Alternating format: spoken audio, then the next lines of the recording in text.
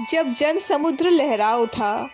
उत्तर प्रदेश के दक्षिण खूंट ललितपुर झांसी में प्रवासी श्री सत्य प्रकाश शर्मा तरुण साहित्यकार पीढ़ी के एक सुलेखक हैं। महायज्ञ में तथा तत्संबंधी व्यवस्था में रत रहते समय जो कुछ आपने देखा, उसका मर्मस्पर्शी विवरण इस रचना में दिया गया है। ब्रज की सांस्कृतिक केंद्र स्थली मथुरा नगरी की छटा अनुपम हो उठी, जबकि देश के कोने कोने से आगंतुक गायत्री परिवार के लाखों सदस्य एवं दर्शक सहस्त्र कुंडी गायत्री महायज्ञ में सम्मिलित होने आ पहुंचे। नर नारियों का इतना विशाल सागर लहराया कि जिसकी दैदीप्यमान रमणीयता से नगर की गली गली और सड़क सड़क पर जीवन मुस्कुरा उठा। मथुरा निवासी अनेक वृद्ध महानुभावों की स्मृति में कभी भी इतना विशाल आयोजन नहीं हुआ।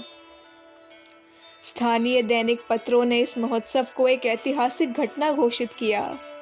दैनिक अमर उजाला दिनांक 25 नवंबर के शब्दों में, मथुरा में इससे पूर्व इतना बृहद आयोजन नहीं सुना, तो सैनिक के मतानुसार यह महायज्ञ इस युग की महान घटना है। निसंदेह बिना किसी अतिशयोक्ति के यह कहा जा सकता है कि यह समारोह अभूतपूर्व ही रहा। ऐसा विचित्र एवं विराट समारोह मथुरा नगरी में आज से पहले वर्तमान लोगों की स्मृति में कभी नहीं हुआ।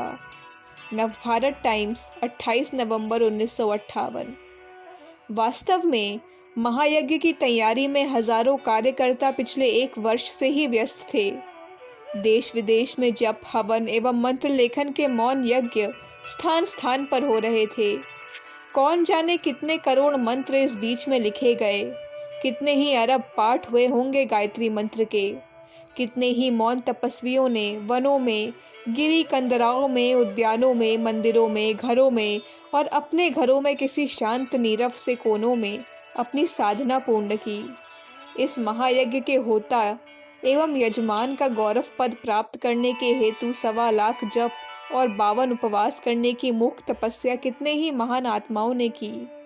अकेले गायत्री तपोभूमि पर ही हजारों व्यक्ति समय निकाल कर आते रहे और अपनी तपस्या पूरी की। यह सभी प्रयत्न वर्तमान महायज्ञ की आधारशिला थे। इसी पावन आधार पर महायज्ञ की सफलता अवलंबित थी। आदिशक्ति गायत्री माता की प्रेरणा से मानवों ने मानव द्वारा मानव के लिए इस महायज्ञ की आदि से अंत तक तैयारी करना प्रारंभ कर दिया था। महीनों पहले से सैकड़ों तपस्वी श्रमदान करके यज्ञ स्थली का निर्माण करने में लगे थे। 1024 सुंदर यज्ञ कुंडों का निर्माण करना, कई मील तक वन्य भूमि को साफ सुथरा करके नवीन नगरों के लिए स्थान निकालना और लाखों लाख आगंतुकों के निवास के लिए तंबू डेरा जमाना आदि बृहत कार्यों का अनुमान करना ही कठिन है, परंतु यह कठिन आसान हो गया। श्रमदान का वास्तविक स्वरूप मुस्कुरा उठा। 8 नवीन नगरों के रूप में नारद नगर, व्यास नगर, विश्वामित्र नगर, दधीच नगर, वशिष्ठ नगर, पातंजलि नगर, याज्ञवल्क्य नगर, भारद्वाज नगर, मथुरा से वृंदावन की सीमा तक 3 मील लंबे इन नगरों में जब विद्युत शिखाएं जगमगा उठी, तो ऐसा प्रतीत होता था मानो तारागण आकाश से उतर आए हैं इस महायज्ञ की छटा बढ़ाने। ब्रज की इसी पावन रंगस्थली पर किसी शरद की मधुर रात्रि में योगेश्वर भगवान कृष्ण ने महारास रचाया था। उस समय भी ब्रज की धरती इसी भांति जगमगा उठी होगी। ठीक उसी प्रकार लाखों तपधारियों के पदार्पण से यह पुनीत धरती प्राणवान हो उठी। गायत्री परिवार के लगभग समस्त सदस्याएं जब जहां 20 नवंबर की रात्रि तक एकत्रित हो उठीं, तो एक अनिर्वचनीय आनंद की सृष्टि हुई। समुद्र मंथन करके मानो समस्त भूगर्भा मणियों को किसी एक ही स्थान पर एकत्रित कर दिया गया हो। आत्मीयता, स्नेह एवं मधुरतम भावनाओं के उच्छ्वास से वातावरण सुरभित हो उठा। सब जानते हैं कि श्री जमुना जी मथुरा नगरी की माला है। किंतु 22 नवंबर को इस नगरी का अभिषेक हुआ तपस्वियों की उस अपरिमित लंबी प्रभात फेरी से, जो वेद माता गायत्री का जय जयकार करती हुई नगर की प्रमुख सड़कों पर रथमाला की भांति शोभायमान थी। और उसी दिन प्रातः वेला में जब हजारों महिलाएं सर पर मंगल घट रखकर यमुना जल लेकर स्वामी घाट से यज्ञ नगर तक मंगल गान करती हुई निकली, साक्षात कला एवं संस्कृति ही साकार हो उठी प्रतीत हो रही थी। यह घटना भी नगर के इतिहास में बेजोड़ मानी गई। वैदिक विवाहों की परंपरा का रूप उस समय कितना निखर गया जब तपोभूमि के पावन यज्ञ मंडप में देवोत्थान एकादशी की गोधूली वेला में आधुनिक अभिशापों से रहित पाणी ग्रहण संस्कार हुए। इसे सांस्कृतिक पुनरुत्थान का प्रथम सोपान का यदि हम आदि कहें तो अत्युक्ति नहीं होगी।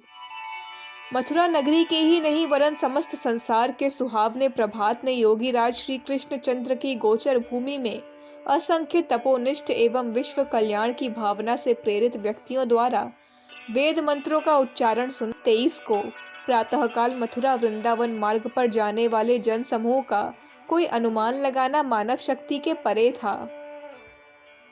गायत्री माता की जय हो, विश्व का कल्याण हो आदि जय घोषों से नवमंडल गूंज रहा था। गायत्री तपोभूमि पर जन समुदाय की श्रद्धा का रूप गोस्वामी तुलसीदास के केवट तथा निषाद की याद दिलाता था।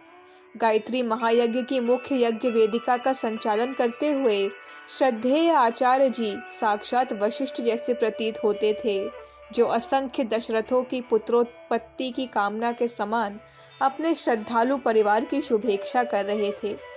कितना विशाल व्यक्तित्व था, कितने महान संकल्प का श्री गणेश था, जो इदम गायत्री इदम नमम की शुभकामना के साथ शुरू हुआ। मध्याह्न में भोजन की व्यवस्था का रूप देखते ही बनता था।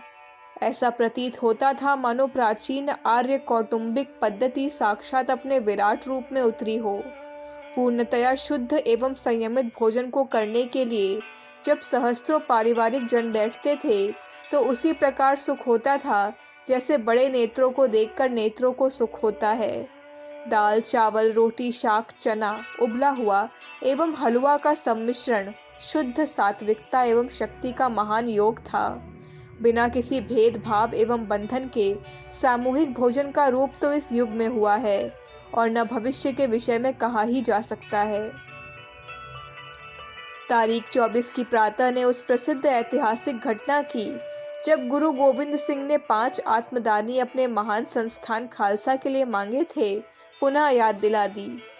आदरणीय आचार्य जी के आह्वान पर उनको 4 पारिवारिक वीरों को अपने आप को दान दे दिया था। क्या यह वही रूप नहीं जो आज 1 करोड़ में आपके सामने महान सिख संप्रदाय की स्थिति में है? निसंदेह श्रद्धेय आचार्य प्रवर का मिशन सफल होगा और यह महान त्यागी, जिन्होंने अपने विषम परिस्थितियों के बावजूद महान संकल्प किया है, प्रकाश स्तंभों के समान ज्योतिर्मान होंगे। तारीख 25 को यज्ञ वेदिका पर जब उपाध्यायों का दीक्षांत समारोह हुआ, तब प्राचीन गुरुकुल का रूप दैदीप्यमान हो उठा। हम दृढ़ संकल्प होकर प्रतिज्ञा करते हैं कि सामाजिक कुरीतियों को नष्ट करके एक नवीन युग का निर्माण करेंगे की प्रतिज्ञा निसंदेह महान थी। अंत में महान ऐतिहासिक दिवस 26 नवंबर आ पहुंचा, जब जन समुदाय महान सागर के समान प्रधान यज्ञ वेदिका की ओर उमड़ पड़ा। मथुरा के प्रमुख केंद्र चौक बाजार से लेकर यज्ञ मंडप एवं विश्वामित्र नगर तक 1 इंच स्थान भी खाली दिखाई नहीं पड़ता था। राजा साहूकारों से लेकर मजदूर तथा किसानों तक एक ही भावना थी कि इस प्रकार का पुण्य आयोजन कभी नहीं मिल सकता। विशाल यज्ञ वेदी पर यज्ञ करने वालों की संख्या हजारों में थी। अनुमानतः 2 लाख व्यक्तियों का जन समुदाय इस आयोजन में भाग ले रहा था। इस एक समारोह में नाना प्रकार के अनेक उत्सव आयोजित किए गए। मथुरा के विद्वान पंडितों का एक पंडित सम्मेलन हुआ। ब्रज की रासलीला दिखाई गई। संध्या को शोभा यात्रा निकली। आचार्य जी पैदल ही अनेक विद्वानों एवं तपस्वियों के साथ थे। माताजी और उनकी शिष्याओं का समूह भी इसी शोभा यात्रा का एक प्रमुख अंग था। स्थान स्थान पर पुष्प वर्षा हुई तथा आचार्य जी की आरती की गई। अंत में शांति पाठ के साथ यह प्रोग्राम समाप्त हुआ और 26 की रात्रि के पश्चात लाखों नर नारियों का प्रवाह क्रमशः नगर से बाहर की ओर होने लगा। अखंड ज्योति दिसंबर 1958, पृष्ठ संख्या 15, 16, 17, 18। हमारे YouTube चैनल विचार क्रांति दूत अखंड ज्योति पत्रिका को सब्सक्राइब करें एवं अगली वीडियोस प्राप्त करने के लिए बेल आइकन दबाएं। धन्यवाद।